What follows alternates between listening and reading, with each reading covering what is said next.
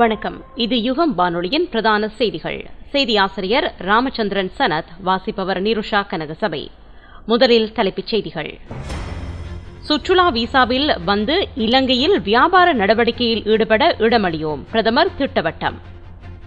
விஸ்வமடுவில் மாவீரர் துயிலும் இல்ல காணியை விடுவிக்குமாறு கோரி கையெழுத்து வேட்டை. சமஷ்டி தீர்வை பெற ஒத்துழைப்பு தாருங்கள், அமெரிக்க தூதுவரிடம் தமிழரசு கட்சி கோரிக்கை. யாழில் போதை மாத்திரைகளுடன் இளைஞன் கைது. இலங்கை இந்தியாவுக்கிடையில் பாலம் யோசனை முன்வைப்பு. திருப்பதி செல்லும் பக்தர்களுக்கு கட்டாயமாக்கப்பட்டுள்ளது முகக்கவசம். டிரம்புக்கு பதிலடி கொடுத்தார் ஜஸ்டின் ட்ரூடோ. ஹமாஸ் அமைப்புக்கு காலக்கெடு விதித்தார் டிரம்ப். திபெத் நிலநடுக்கம், உயிரிழந்தோர் எண்ணிக்கை மேலும் அதிகரிப்பு. இனி விரிவான செய்திகள். தாயக செய்திகள். இஸ்ரேலியர்களுக்கு இலங்கையில் ஆன்மீக மத்திய நிலையங்களை அமைப்பதற்கு அனுமதி வழங்கப்படவில்லை என்று பிரதமர் ஹரினி அமரசூரிய தெரிவித்துள்ளார். எனினும் அவ்வாறான நிலையங்கள் செயற்பட்டு வருகின்றன எனவும் அவற்றை நிறுத்துவது தொடர்பில் அவதானம் செலுத்தப்பட்டுள்ளது என்றும் அவர் கூறினார். நாடாளுமன்றத்தில் இன்று ஐக்கிய மக்கள் சக்தியின் நாடாளுமன்ற உறுப்பினர் முஜிபுர் ரஹ்மான் எழுப்பிய கேள்விக்கு பதிலளிக்கையிலேயே பிரதமர் இவ்வாறு குறிப்பிட்டார். இஸ்ரேலில் இருந்து கடந்த வருடம் 25,541 சுற்றுலா பயணிகள் இலங்கைக்கு வருகை தந்துள்ளனர். சுற்றுலா விசாவில் நாட்டுக்கு வருகை தந்து வியாபார நடவடிக்கையில் ஈடுபடுவதற்கு எவ்வித அனுமதியும் இல்லை.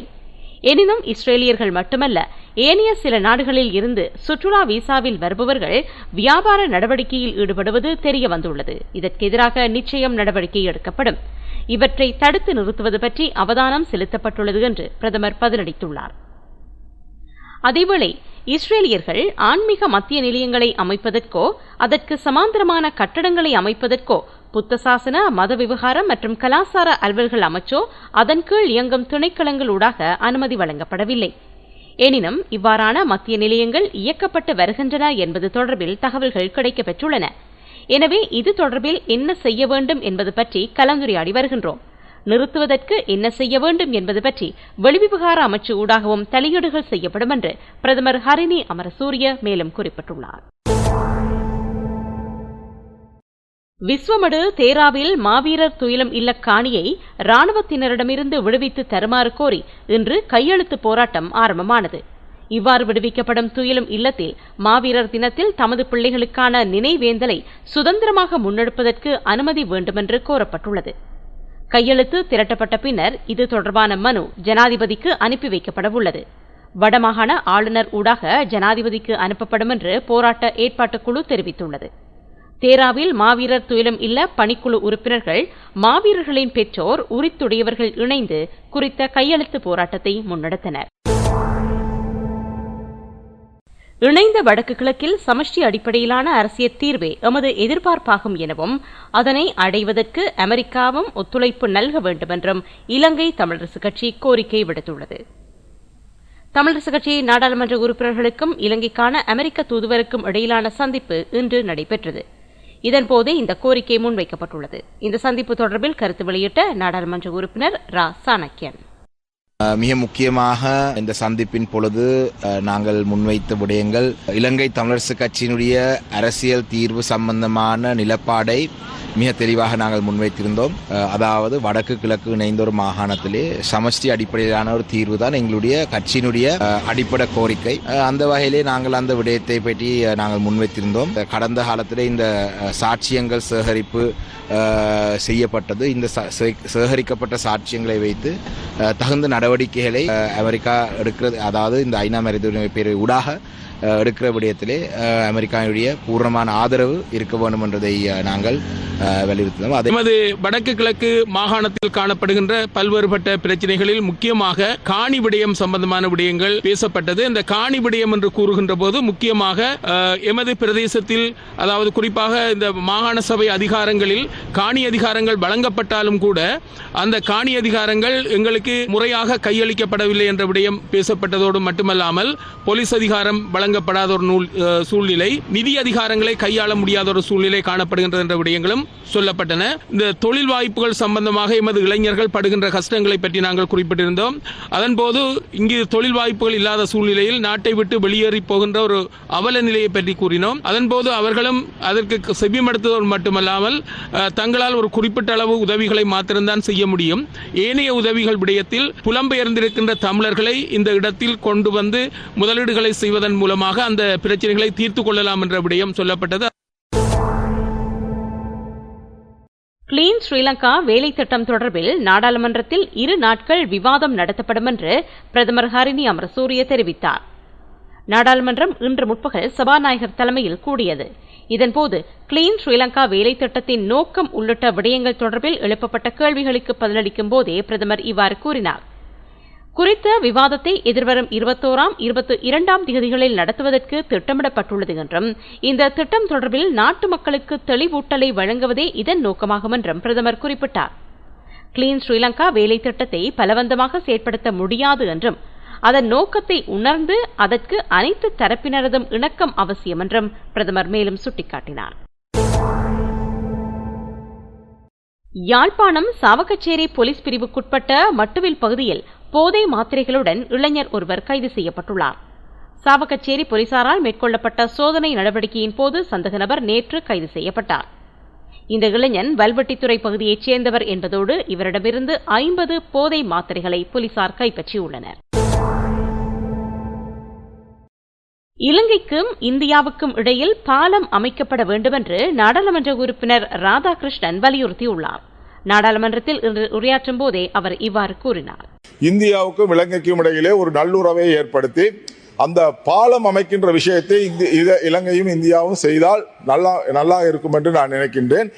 இந்தியாவுக்கும் இலங்கைக்கும் பாலம் அமைக்க வேண்டும் என்பது இன்று நேற்றல்ல, பாரதியார் அவர்கள் சொல்லியிருக்கின்றார். சிங்கள தீவினுக்கு ஒரு பாலம் அமைப்போம் அப்படின்னு. இன்று இந்த நாட்டிலே பெரும்பாலான சுற்றுலா பிரயாணிகள் வருவது இந்தியாவை பொறுத்தளவில் இருக்கின்றது. ஆகவே இந்திய சுற்றுலாத்துறையை அபிவிருத்தி செய்யப்பட வேண்டுமானால் நாங்கள் பல்வேறு வசதிகளை செய்து கொடுக்க வேண்டும். இப்பொழுது ஃபெரி சர்வீஸ் இருக்கின்றது, ஆனாலும் அதில் மக்கள் வருகின்றது மிக குறைவாக இருக்கின்றது. ஏன் இந்தியாவுக்கும் இலங்கைக்கும் ஒரு பாலம் அமைக்க கூடாது? கனெக்டிவிட்டி ஒன்று ஏன் உண்டாக்க கூடாது? அதை நீங்கள் ஏன் இந்த அரசாங்கம் எங்களுக்கு ஒரு முன்னுதாரணமாக இருந்து அதை செய்யக்கூடாது? அப்படியானால் எங்களுக்கு கார்லேயே போயிட்டு கார்லேயே வரக்கூடிய வசதிகள் இருக்கும். ஆகவே அதன் மூலமாக இந்தியாவிலிருந்து பல சுற்றுலா பயணிகள் இங்கு வருவார்கள். எங்களுடைய பொருளாதாரம், சுற்றுலா வந்தாலே எங்களுக்கு பொருளாதாரம் அபிவிருத்தி அடையும். ஆகவே நாங்கள் பல சுற்றுலா தலங்களை கொண்ட இந்த நாடு இவ்வாறான வசதிகளை பெறுவதன் மூலமாக இந்த நாட்டினுடைய அபிவிருத்தி, பொருளாதாரம் வளர்வதற்கான வாய்ப்பு நிறையவே இருக்கின்றது. ஆகவே இதை நாங்கள் செய்வதற்கான முயற்சியை எடுக்க வேண்டும். ஏனென்றால் இன்று பல நாடுகளிலே, இன்று பிரான்சுக்கும் அமெரிக்காவுக்கும் இடையிலே கனெக்டிவிட்டி இருக்கின்றது, ரோடு இருக்கின்றது. ஆகவே ஸ்காண்டினேவியா ரோடுகளில் நாடுகளில் அந்த ரோடுகள் இருக்கின்றது. ஜப்பான் இன்னைக்கு எங்கேயோ போய்விட்டது அந்த பாதை வசதிகள் மூலமாக. ஆகவே எங்களுக்கு இந்தியாவுக்கும் 18 மைல்கள் தான் இருக்கின்றது. ஆகவே இந்த 18 மைல்களிலே ஒரு பாலம் அமைத்து இந்த இந்தியாவுக்கும் இலங்கைக்கும் இடையிலே போக்குவரத்தை உருவாக்குவதன் மூலமாக இந்த நல்ல எண்ணத்தை விரிவுபடுத்துவது மட்டுமல்ல, இந்த சுற்றுலாத்துறையும் நாங்கள் அபிவிருத்தி, பொருளாதாரத்தையும் அபிவிருத்தி செய்யக்கூடிய வாய்ப்பு நிறைய இருக்கின்றது என்பதை நாங்கள் புரிந்து கொண்டு செயல்பட வேண்டும் என்பதை உங்களுக்கு தெரிவித்துக் கொள்கின்றேன். இந்திய செய்திகள். இந்திய விண்வெளி ஆராய்ச்சி நிறுவனமான இஸ்ரோவின் புதிய தலைவராகவும் விண்வெளித்துறை செயலராகவும் தமிழகத்தைச் சேர்ந்த டாக்டர் வி. நாராயணன் நியமிக்கப்பட்டுள்ளார். தற்போது இஸ்ரோ தலைவராக உள்ள சோம்நாத்தின் பதவிக்காலம் முடிவடைய உள்ள நிலையில் புதிய தலைவராக நாராயணன் அறிவிக்கப்பட்டுள்ளார். இவர் வரும் ஜனவரி 14ஆம் தேதி முறைப்படி பதவியேற்றுக் கொள்கிறார். இஸ்ரோவின் 11வது தலைவர் இவர் என்பது குறிப்பிடத்தக்கது. வி. நாராயணன் தமிழகத்தின் கன்னியாகுமரி மாவட்டத்தை சேர்ந்தவர். 1984ஆம் ஆண்டு இஸ்ரோவில் பணிக்குச் சேர்ந்த வி. நாராயணன் இதுவரை ASLV, PSLV, GSLV என பல்வேறு முக்கிய பொறுப்புகளை வகித்துள்ளார். திருப்பதி ஏழுமலையான் கோவிலில் சுவாமி தரிசனம் செய்ய வரும் பக்தர்கள் முகக்கவசம் அணிந்து வர வேண்டுமென்று திருப்பதி திருமலை தேவஸ்தான அறங்காவலர் குழு தலைவர் PR நாயுடு அறிவித்துள்ளார். இந்தியாவில் HMPV வைரஸ் தொற்று பரவல் காரணமாக முன்னெச்சரிக்கை நடவடிக்கையாகவே இந்த அறிவுறுத்தல் விடுக்கப்பட்டிருக்கிறது. கனேடிய செய்திகள். கனடா அமெரிக்க தேசத்தின் ஒரு பகுதியாக மாற வாய்ப்பில்லை என்று பிரதமர் பதவியை ராஜினாமா செய்துள்ள ஜஸ்டின் ட்ரூடோ தெரிவித்துள்ளார். அமெரிக்காவின் 51வது மாகாணமாக கனடா இணையலாம் என்று ட்ரூடோ பதவி விலகிய நிலையில் டொனால்ட் ட்ரம்ப் தெரிவித்திருந்தார். இதற்கு பதிலடி கொடுக்கும் வகையில் ஜஸ்டின் ட்ரூடோ இவ்வாறு குறிப்பிட்டார். கனடாவை அமெரிக்காவுடன் இணைக்க பொருளாதார ரீதியான அழுத்தம் தரப்படும் என்று ட்ரம்ப் தெரிவித்திருந்தார். இருந்தாலும் இந்த விவகாரத்தில் ராணுவத்தை பயன்படுத்தப் போவதில்லை என்றும் அவர் திட்டவட்டமாக தெரிவித்துள்ளார். அதே நேரத்தில் ட்ரூடோவை ஆளுநர் என்றும் கனடாவை அமெரிக்காவுடன் இணைப்பது குறித்தும் கடந்த சில வாரங்களாக டொனால்ட் ட்ரம்ப் தொடர்ந்து பேசி வருவது குறிப்பிடத்தக்கது. இந்நிலையில் கனடா அமெரிக்காவின் பகுதியாக மாறும் வாய்ப்பில்லை. சமூகம் மற்றும் தொழிலாளர்கள் என இரு நாட்டு தரப்பிலும் ஒருவருக்கொருவர் வர்த்தகம் மற்றும் பாதுகாப்பு சார்ந்து கூட்டாளிகளாக இருப்பதன் மூலம் பலனடைந்து வருகின்றனர் என்று தனது எக்ஸ் தளத்தில் ஜஸ்டின் ட்ரூடோ பதிலடி கொடுத்திருக்கின்றார்.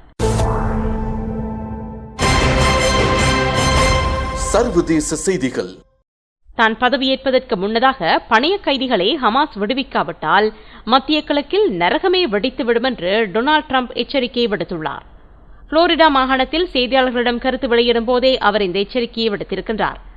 ஜனவரி 20ஆம் தேதிக்குள் அனைத்து பணைய கைதிகளையும் ஹமாஸ் விடுவிக்க வேண்டும். அவ்வாறில்லையேல் அது ஹமாஸ் அமைப்புக்கு நல்லதாக இருக்காது என்றும் ட்ரம்ப் குறிப்பிட்டுள்ளார்.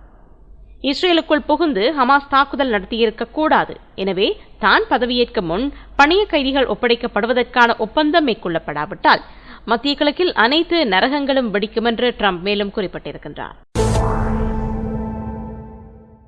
திபெத்தில் ஏற்பட்ட பயங்கர நிலநடுக்கத்தின் காரணமாக உயிரிழந்தோர் எண்ணிக்கை 126ஆக அதிகரித்துள்ளது. மேலும் 200க்கும் மேற்பட்டோர் காயமடைந்தனர். சீனாவின் ஒரு பகுதியாக உள்ள திபெத்தில் நேபாள எல்லைப் பகுதியொட்டி நேற்று காலை 6:35 அளவில் சக்தி வாய்ந்த நிலநடுக்கம் ஏற்பட்டது. இதனால் திபெத், நேபாள நாடுகள் நிலநடுக்கத்தில் குலுங்கின. இந்த பயங்கர நிலநடுக்கம் ரிக்டரில் 7.1ஆக பதிவானதாக அமெரிக்க புவியியல் ஆய்வு மையம் தெரிவித்தது. இந்த நிலநடுக்கம் திபெத்தின் ஜீசாங் பகுதியை மையமாக கொண்டு ஏற்பட்டதால் அப்பகுதியில் கடுமையான சேதம் ஏற்பட்டது. நிலநடுக்கத்தால் பாதிக்கப்பட்ட பகுதிகளுக்கு மீட்புப் படையினர் விரைந்து சென்று மீட்புப் பணிகளில் ஈடுபட்டனர். இடிந்த வீடுகளில் சிக்கியவர்களை மீட்டனர். பாதிப்பு அதிகமாக இருப்பதால் உயிரிழப்பு எண்ணிக்கை அதிகரிக்கக்கூடும் என்று அஞ்சப்படுகிறது. நிலநடுக்கம் காரணமாக திபெத்தில் 1000க்கும் மேற்பட்ட வீடுகளில் விரிசல்கள் விழுந்துள்ளன. இனி மீண்டும் தலைப்புச் செய்திகள். சுற்றுலா விசாவில் வந்து இலங்கையில் வியாபார நடவடிக்கையில் ஈடுபட இடமளியோம் என்று பிரதமர் திட்டவட்டம். விஸ்வமடுவில் மாவீரர் துயிலும் இல்லக்காணியை விடுவிக்குமாறு கோரி கையெழுத்து வேட்டை. யாழில் போதை மாத்திரைகளுடன் இளைஞன் கைது. இலங்கை இந்தியாவுக்கிடையில் பாலம் யோசனை முன்வைப்பு. திருப்பதி செல்லும் பக்தர்களுக்கு கட்டாயமாக்கப்பட்டுள்ளது முகக்கவசம். ட்ரம்புக்கு பதிலடி கொடுத்தார் ஜஸ்டின் ட்ரூடோ. ஹமாஸ் அமைப்புக்கு காலக்கெடு விதித்தார் ட்ரம்ப். திபெத் நிலநடுக்கம், உயிரிழந்தவர்களின் எண்ணிக்கை மேலும் அதிகரிப்பு. இத்துடன் செய்திகள் நிறைவடைந்தன. செய்திகளை உடனுக்குடன் அறிந்து கொள்ள யுகம் radio.ca என்ற இணையதளத்தை பார்வையிடுங்கள். வணக்கம்.